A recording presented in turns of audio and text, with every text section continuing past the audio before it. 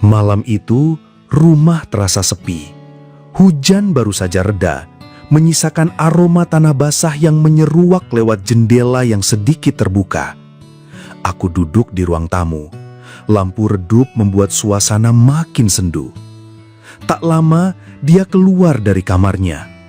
Wanita itu, sosok yang akhir-akhir ini sering membuat dadaku bergetar aneh. Rambutnya yang tergerai masih basah habis keramas menetes di leher putihnya. Daster tipis yang ia kenakan membuatku salah tingkah. "Masih belum tidur?" tanyanya sambil tersenyum tipis. Aku hanya menggeleng. "Belum ngantuk, Mbak." Suaraku lirih berusaha menahan debar yang makin kencang. Dia berjalan mendekat, duduk tak jauh dariku. Aroma sabun mandi bercampur wangi tubuhnya membuat kepalaku sedikit pening. Bukan karena pusing, tapi karena terlalu dekat. Jarak kami hanya sejengkal. "Kenapa sih kamu akhir-akhir ini lebih sering diam?"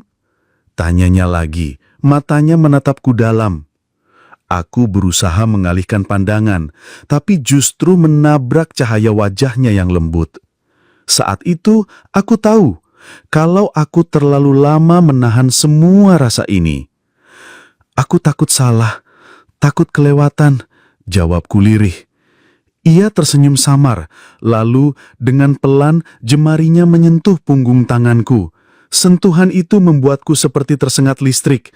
Ada rasa hangat yang menjalar cepat ke seluruh tubuh. Cenat-cenutnya bukan main. "Kamu nggak salah," katanya. Kali ini suaranya nyaris berbisik. "Kadang yang salah itu kalau kita terus pura-pura nggak merasakan apa-apa." Detik itu juga, dunia seolah berhenti berputar. Jarak kami semakin menipis, hanya menyisakan napas yang saling bersahutan.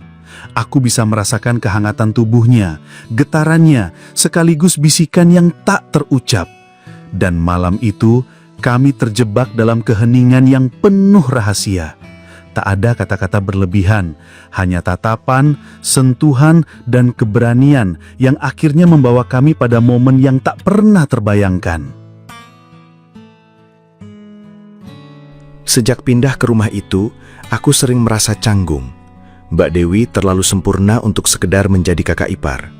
Setiap pagi ia menyapaku dengan senyum hangat, membuat kopi, lalu bertanya tentang kuliahku dengan nada yang begitu lembut. Rasanya lebih dari sekedar perhatian seorang kakak.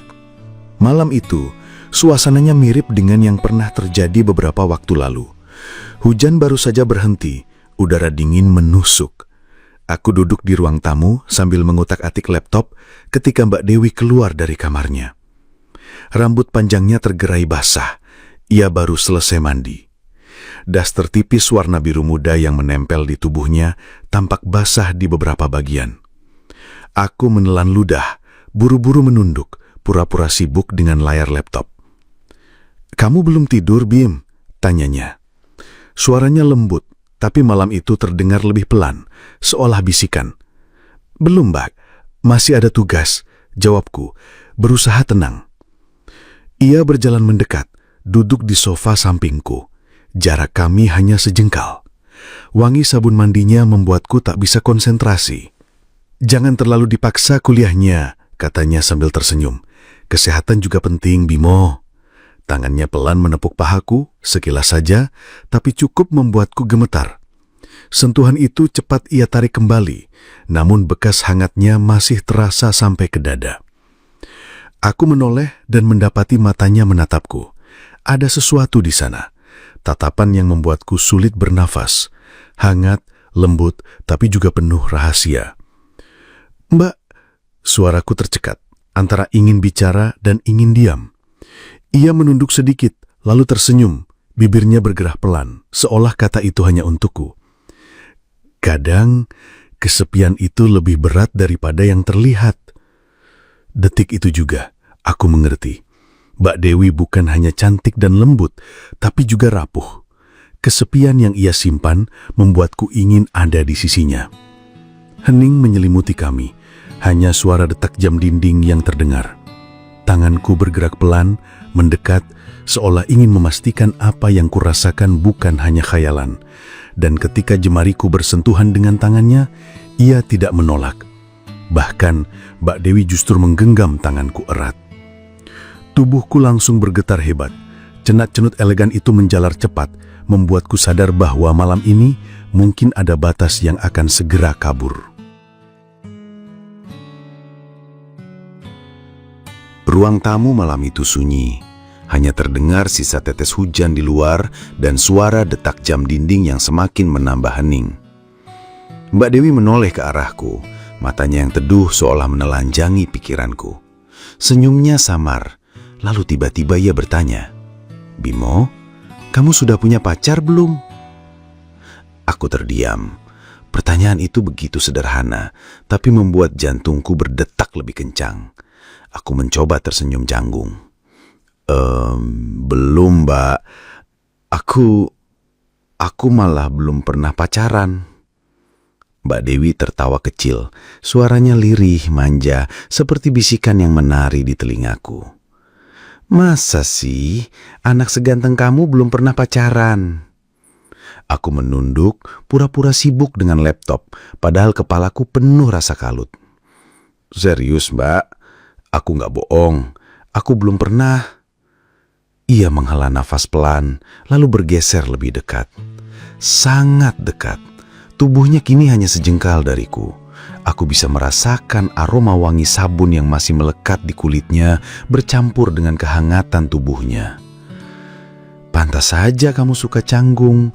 Wajahmu polos sekali kalau ditanya begini," katanya lalu tersenyum. Aku menoleh, dan tanpa sadar wajah kami sudah hampir menempel. Nafas kami bertemu, hangat, degup jantungku terdengar di telingaku sendiri. Mbak Dewi menatapku beberapa detik yang terasa seperti selamanya. Lalu, perlahan, matanya terpejam. Dada ini seperti dihantam petir. Tanganku bergetar. Ingin sekali aku maju, hanya sedikit saja, untuk merasakan bibirnya. Bayangan itu membuat tubuhku kelojotan, seakan ada aliran listrik yang menguasai setiap inci tubuhku. Tapi, aku mengatupkan rahang, menahan diri. "Astagfirullah," bisikku dalam hati. "Aku nggak boleh. Dia istrinya orang. Bahkan lebih dari itu, dia istri kakakku sendiri, Mas Karno." Aku menarik nafas panjang, menatap wajahnya yang begitu dekat. Rasanya seperti mimpi buruk sekaligus mimpi indah. Godaan ini nyata, tapi batasnya terlalu tipis. Mbak Dewi membuka matanya perlahan, seolah menunggu sesuatu yang tak jadi kulakukan. Ada kekecewaan samar di sana, namun juga kehangatan yang sulit kutafsirkan. Suasana makin tegang.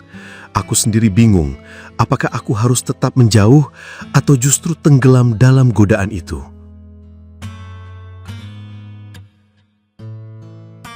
Bibir kami sempat bersentuhan, sekilas saja, tapi cukup untuk membuatku kehilangan arah. Hangat, lembut, dan beraroma harum nafasnya yang manis. Dada ini bergemuruh, detak jantungku berpacu tak karuan. Namun sebelum terlanjur jauh, aku buru-buru menarik wajah dan menggeser duduk menjauh. Nafasku terengah, seolah baru saja berlari kencang. Mbak Dewi terdiam sejenak, lalu tersenyum tipis. Ada binar penasaran yang jelas di matanya. Ia menatapku lekat, bibirnya yang barusan menyentuhku kini menggoda dengan senyuman samar. "Kamu..." Suaranya pelan, seperti bisikan yang sengaja ditahan. "Kamu kenapa sih, Bimo? Apa Mbak kurang cantik, kurang menarik?" Aku tercekak, ingin sekali menjawab, tapi lidahku keluh. Bagaimana mungkin aku bilang kalau kecantikannya justru yang membuatku hampir kehilangan akal? Mbak Demi menunduk sedikit, senyumnya berubah menjadi tawa kecil yang manja. Atau jangan bilang kalau kamu gak tertarik sama wanita ya. Bisa bahaya loh, Bim. Ucapannya bernada bercanda, tapi aku bisa menangkap guratan rasa malu yang ia sembunyikan. Aku buru-buru menggeleng. Enggak, Mbak, bukan begitu. Suaraku serak. Jantungku masih berdegup kencang. Dia mendekat lagi. Kali ini dengan gerakan lebih lembut, seolah menantang keberanianku. Rambutnya yang harum menyapu bahuku, membuat tubuhku semakin kaku. Lalu, kenapa? Tanyanya nyaris di telingaku. Padahal, aku tahu kamu merasakannya juga. Aku menahan nafas. Suasana makin menyesakkan dada, antara ingin menyerah pada godaan atau tetap menjaga sisa kewarasan.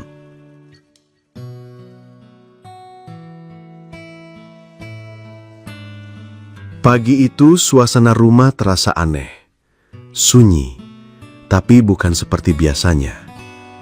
Aku duduk di meja makan sambil menyuruput teh hangat yang disiapkan Mbak Dewi.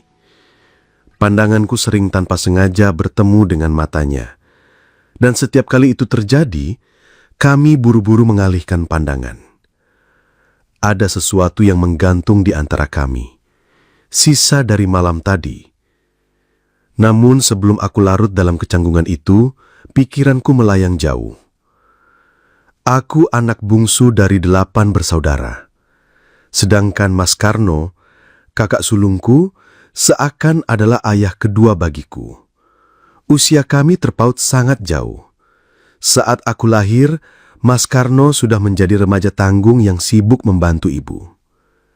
Sejak kecil, aku memang nyaris tak mengenal sosok ayah.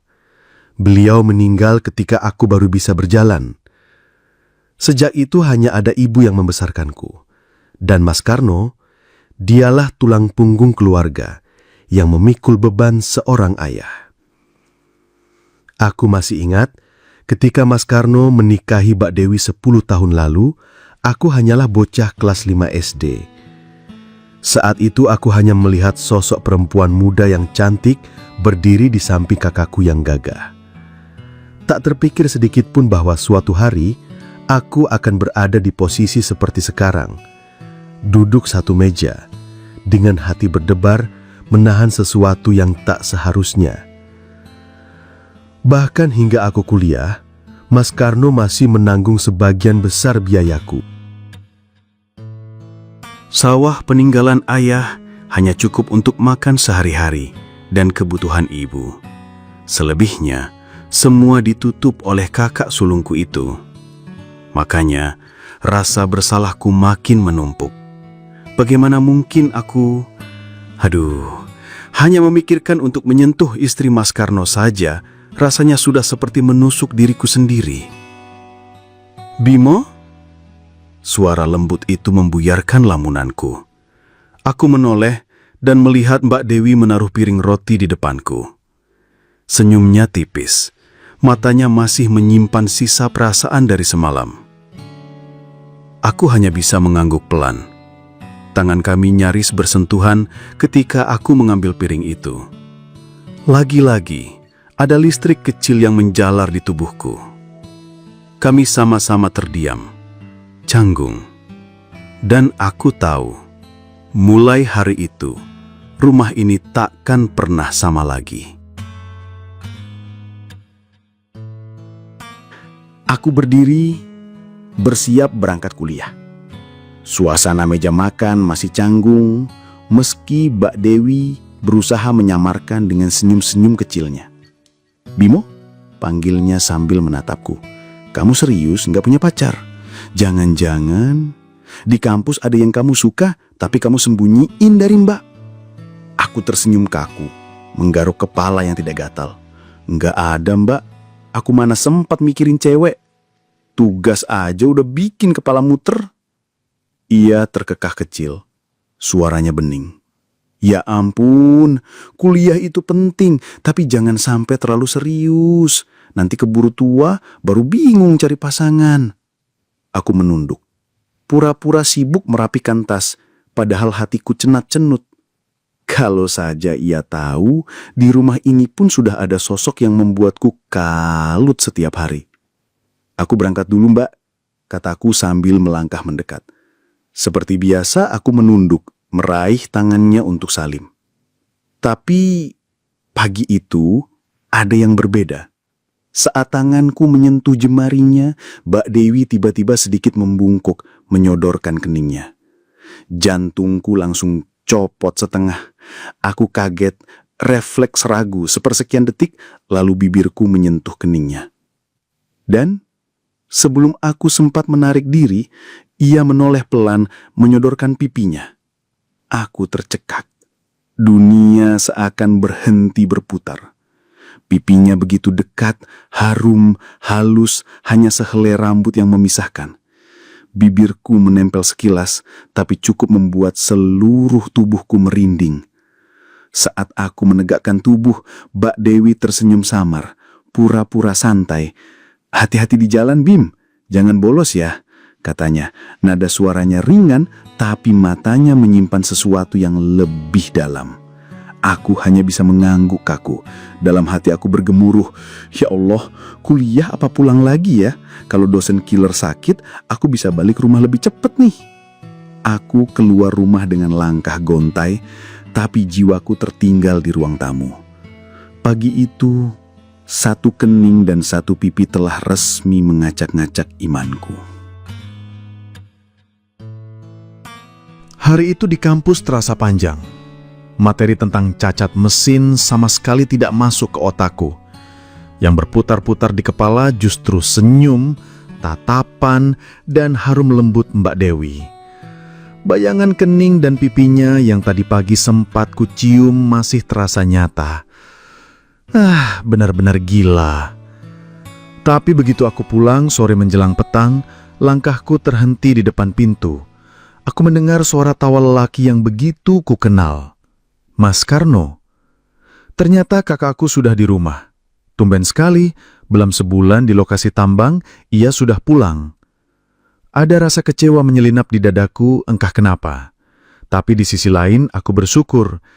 Kehadiran Mas Karno seperti mengingatkanku pada batas yang hampir kulanggar. Diam-diam, rasa bersalah mencubit hatiku, mengingat semua pengorbanannya sejak aku kecil. Malam itu rumah kembali seperti biasanya. Mbak Dewi terlihat begitu hangat dan setia, menyambut suaminya dengan meja makan yang penuh lauk kesukaan. Mereka bercanda ringan, tawa mereka pecah, seakan tak ada yang janggal. Seakan semalam tak pernah ada sesuatu antara aku dan dia. "Bimo," suara Mas Karno memanggilku saat makan malam. "Gimana kuliahmu? Jangan main-main. Ingat, pendidikan itu nomor 1. Jangan pacar-pacaran dulu, fokus dulu." Aku hanya mengangguk sambil tersenyum hambar. "Iya, Mas." Belum sempat aku lega, Mbak Dewi tiba-tiba ikut nimbrung dengan nada manja menggoda. "Tapi Mas, kok aku curiga ya, Bimo ini punya pacar diam-diam. Lihat deh, penampilannya makin rapi, gayanya beda akhir-akhir ini." Aku hampir tersedak nasi, wajahku panas, jantungku berdetak lebih cepat. Mbak Dewi melirikku sekilas sambil menahan senyum. Aduh, benar-benar seperti menyalakan api di balik meja makan. Mas Karno malah terkekeh, menepuk bahuku. "Ya, nggak apa-apa sih. Kamu kan udah dewasa, udah 20 tahun. Wajar kalau punya pacar.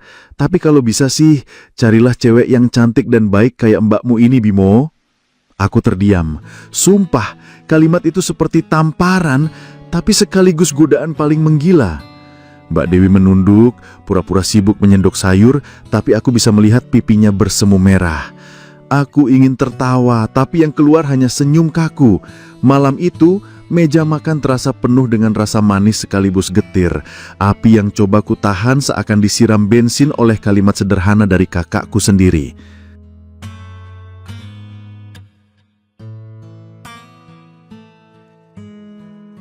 Baru juga jam 11 malam, mataku masih terpaku di layar televisi.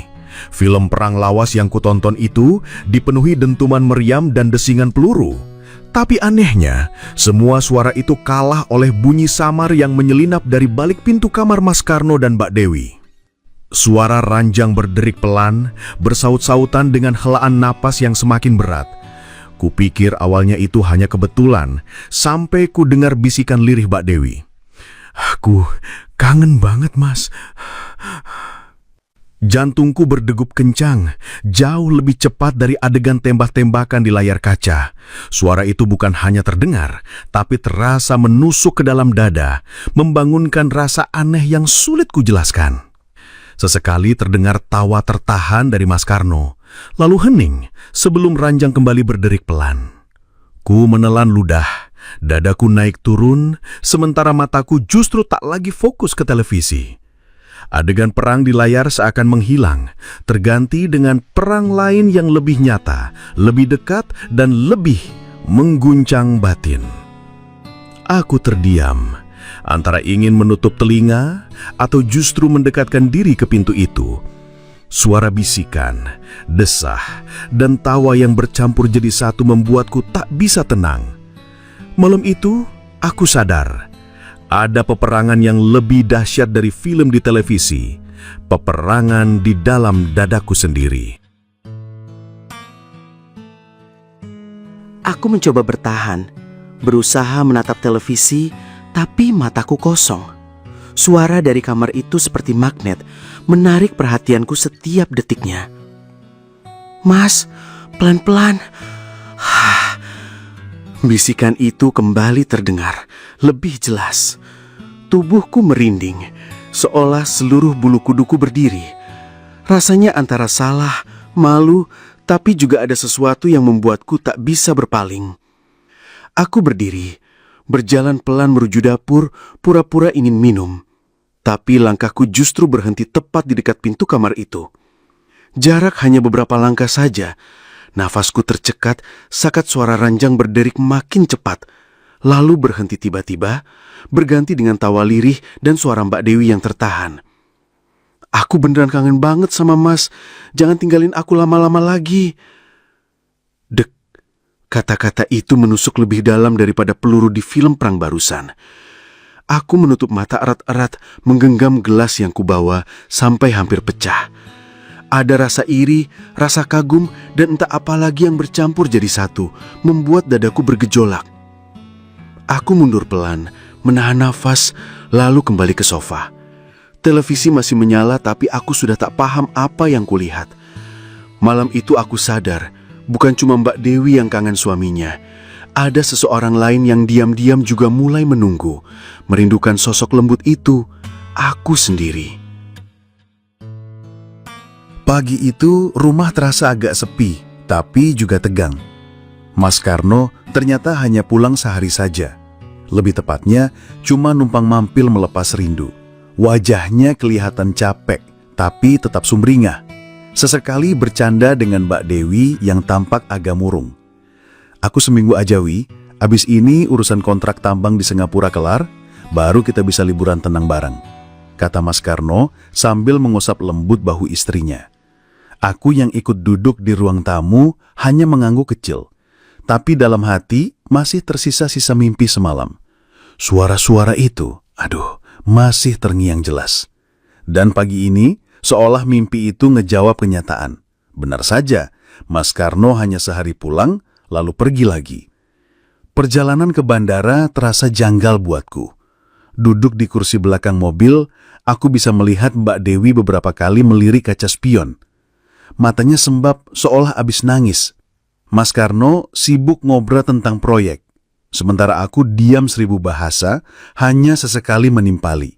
Sampai bandara, setelah salaman dan pelukan singkat, Mas Karno berangkat masuk ke ruang keberangkatan.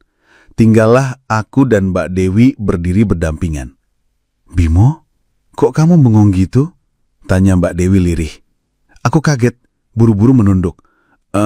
Enggak Mbak, cuma kepikiran aja. Dalam hati aku bergumam. Mimpi itu, apa pertanda atau cuma permainan otak karena terlalu banyak mikirin? Tapi entah kenapa, sejak suara-suara itu di malam sebelumnya, aku merasa semua hal yang kujalani mulai mengarah ke sesuatu yang lebih besar, lebih dalam, dan mungkin lebih berbahaya. Mobil melaju pelan meninggalkan bandara. Mas Karno sudah hilang dari pandangan. Aku duduk di jok belakang. sementara Mbak Dewi yang nyetir. Dari kaca spion tengah, pandangan kami kadang bertemu. Aneh, bikin deg-degan, seolah-olah ada sesuatu yang ingin diucapkan tapi ditahan.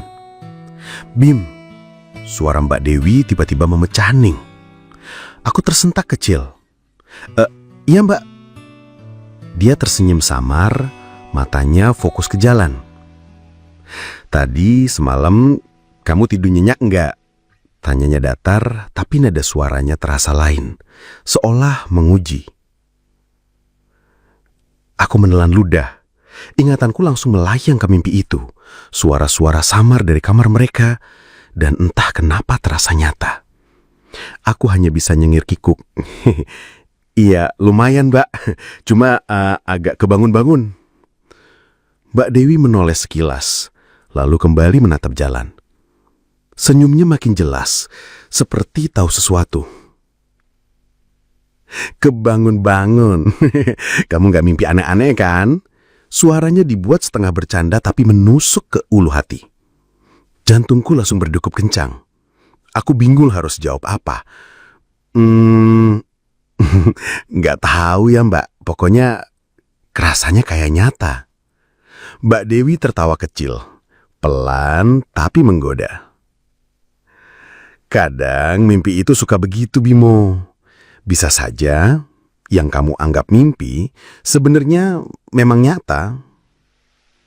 Dia mengucapkannya dengan santai, tapi aku merasakan hawa lain di dalam mobil itu. Aku hanya bisa menunduk, mencoba mengalihkan pandangan keluar jendela. Tapi di balik kaca spion, mata Mbak Dewi terus mengintai, seolah mau memastikan reaksiku. Suasana makin panas meski AC mobil terasa dingin.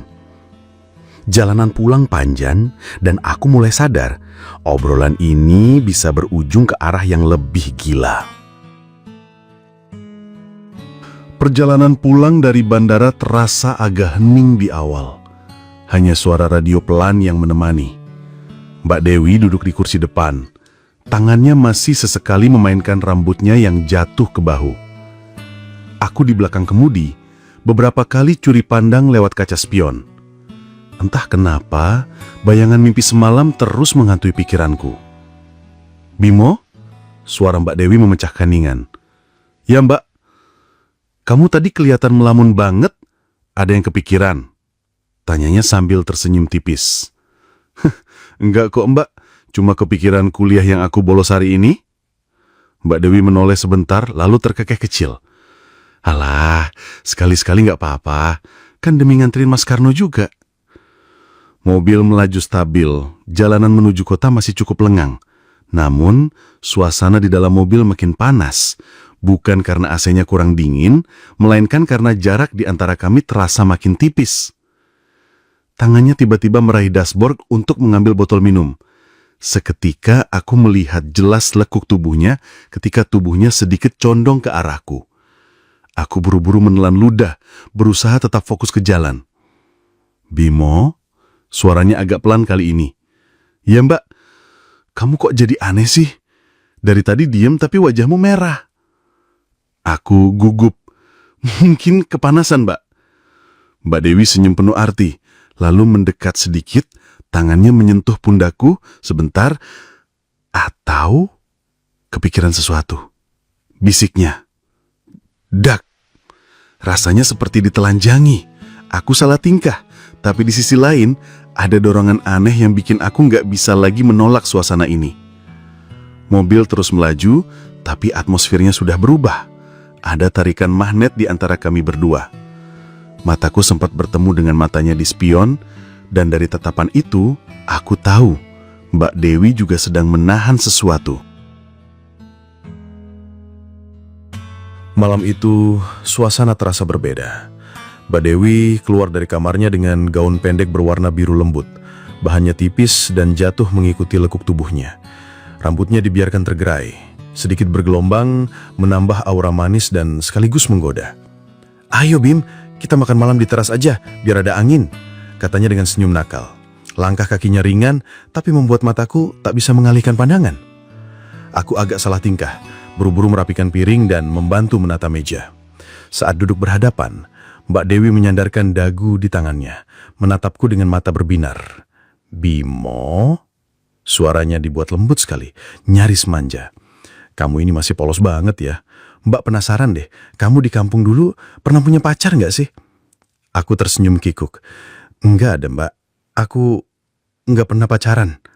"Masa sih? Serius? Anak seganteng kamu nggak pernah ciuman sama cewek?" Aku menggeleng, lalu dengan jujur menambahkan, "Kening sama pipi cewek aja baru pertama kali waktu sama Mbak. Selain itu ya sama ibu waktu masih kecil." Mbak Dewi mendadak terdiam, menatapku lebih dalam. Tatapan yang biasanya ramah, kini terasa hangat sekaligus menggoda. Bibirnya tersenyum samar, tapi ada aura berbeda di sana. Ia meletakkan garpunya, lalu bersandar lebih dekat ke arahku. "Jadi, Mbak ini yang pertama kali ya?" bisiknya pelan, nyaris seperti rayuan. "Aduh Bimo, kamu bikin Mbak jadi pengen nakal deh malam ini." Tanganku otomatis gemetar memegang gelas. Jantungku berdetak lebih kencang, sementara senyum Mbak Dewi makin denit, matanya berkilat nakal seolah menunggu reaksiku.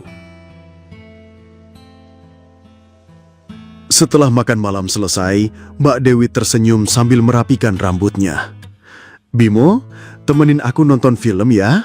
Suaranya lembut, tapi ada nada manja yang membuat jantungku berdebar. Aku hanya mengangguk, mencoba tenang, padahal dalam dada terasa seperti genderang dipukul cepat. Kami duduk di sofa ruang tengah. Lampu sengaja dibiarkan redup, hanya cahaya layar televisi yang berpendar di ruangan. Mbak Dewi duduk begitu dekat, aroma parfumnya merayap menusuk hidung, membuat pikiranku makin tidak karuan. Awalnya, kami hanya menatap layar, sesekali tertawa kecil pada adegan film. Tapi semakin lama, aku merasakan pandangan matanya yang mencuri-curi waktu ke arahku. Hingga akhirnya, saat ada adegan romantis di film, Mbak Dewi perlahan mendekatkan wajahnya. Bibirnya menyentuh bibirku. Lembut, ragu-ragu, namun penuh makna. Aku terkejut, tapi tak kuasa menolak.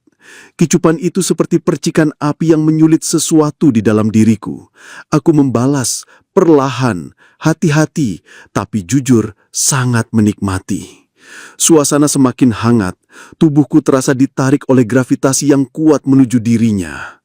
Tanganku sempat kaku, tapi Mbak Dewi dengan halus meraih jemariku, menuntunnya agar lebih berani bergerak. Sentuhannya membuatku hampir lupa segalanya. Namun tepat saat aku mulai kehilangan kendali, kring, kring, kring. Suara telepon rumah mendadak berbering kencang, memecah kereningan. Mbak Dewi sontak terlonjak kecil, wajahnya panik, tangannya refleks melepaskan genggaman. Aku juga ikut terdiam, jantungku berdetak lebih keras daripada sebelumnya. Nama di layar telepon membuat suasana makin menegangkan. Mas Karno. Mbak Dewi buru-buru meraih gagang telepon. Suaranya bergetar, tapi berusaha terdengar tenang. Halo, Mas? Aku hanya bisa menelan ludah, masih merasakan hangat bibirnya barusan. Degup jantungku tak juga meredah.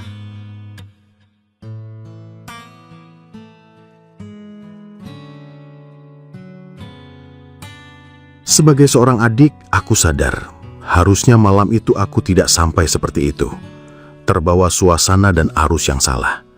Aku juga bingung, kenapa akhirnya aku bisa ikut larut dan hanyut bersama Mbak Dewi, istri dari kakak kandungku. Harusnya saat Mas Karno menelpon Mbak Dewi, ngabarin kalau dia sudah sampai di Singapura, aku beranjak. Harusnya aku bisa menghindar, meninggalkan sofa dan melangkah ke kamarku, tidur dan istirahat. Tapi entah kenapa aku malah tetap terpaku di sampingnya, mendengarkan obrolan Mbak Dewi dan Mas Karno. Beberapa kali Mbak Dewi bilang ke suaminya agar jangan lama-lama di luar negeri karena dia pasti merindukannya. Dan setiap kata rindu dia ucapkan, dadaku yang jadi makin bergejolak sebab Mbak Dewi kembali menarik tanganku. Dia berbincang dengan Mas Karno di telepon, tapi di sini, di atas sofa ruang keluarga, kami mulai kehilangan arah. "Kamu cepetan pulang ya, Mas. Jangan lama-lama di Singapura. Aku kan belum hilang rasa kangennya kemarin," bisiknya. Kata-kata itu untuk Mas Karno, tapi kerinduannya dilepaskan hanya untukku. Dan malam itu menjadi yang amat liar. Entah siapa yang salah, tapi yang jelas malam itu sebuah tembok di antara kami akhirnya roboh dan kami langgar.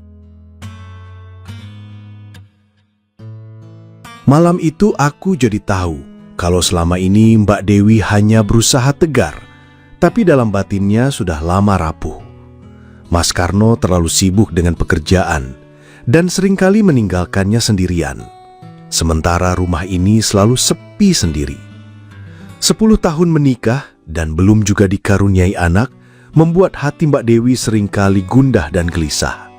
Apalagi Mas Karno pernah berkata, jika sampai 12 tahun menikah belum juga punya anak, dia minta izin menikah lagi. Aku agak kaget mendengar cerita Mbak Dewi, namun dari caranya bercerita aku tahu ada kejujuran yang perih di matanya. Sejak malam itu, aku sadar ada sesuatu di antara kami yang mulai berubah. Sesuatu yang tak akan pernah kembali seperti dulu. Kini semua sudah 5 tahun berlalu. Aku sudah bekerja di sebuah BUMN ternama dan pindah ke kota S yang lebih besar. Sementara Mas Karno dan Mbak Dewi semakin harmonis dan bahagia sebab mereka sudah memiliki anak sendiri. Yah, walau kata orang, wajah anak mereka lebih mirip denganku ketimbang dengan Mas Karno ayahnya. Usiaku sudah 28 tahun kini, dan aku juga akan segera menikah dengan Ratih, kekasihku yang sangat kucintai.